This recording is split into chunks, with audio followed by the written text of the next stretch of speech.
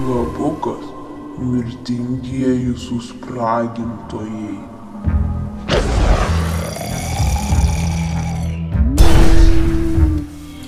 Visai neblogai. Šią naktį jums papasakosiu apie baisią ir gerą knygą, kuri vadinasi Zombių karštinė.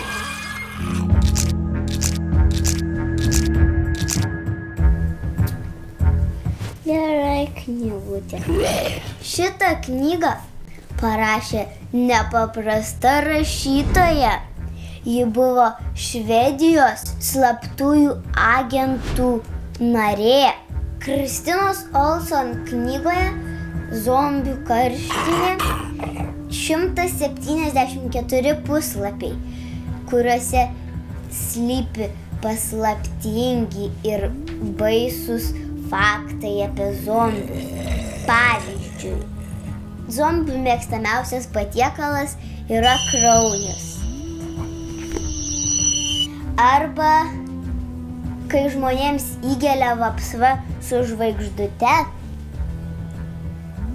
jie tampa zombiais.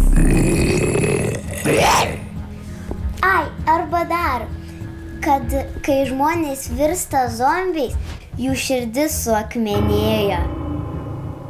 Šios knygos pagrindiniai herojai yra Herbertas, bet ne apelsinas, su savo geriausia drauge Sele, kurie kartu ieško paslaptingų ir mįslingų nuotykių.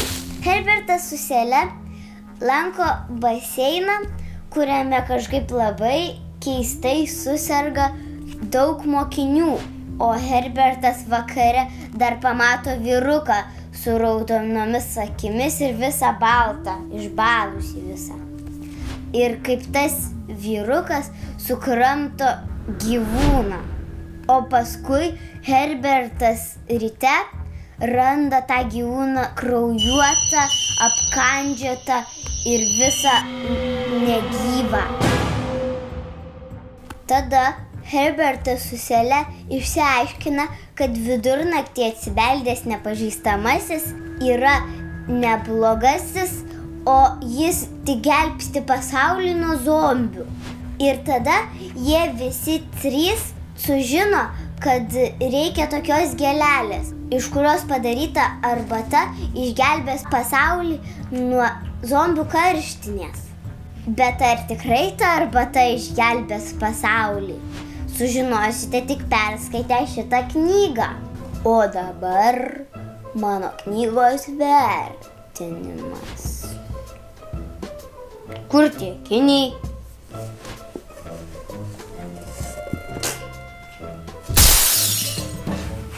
O, Grigeo. Pagaliau. Krizenimas.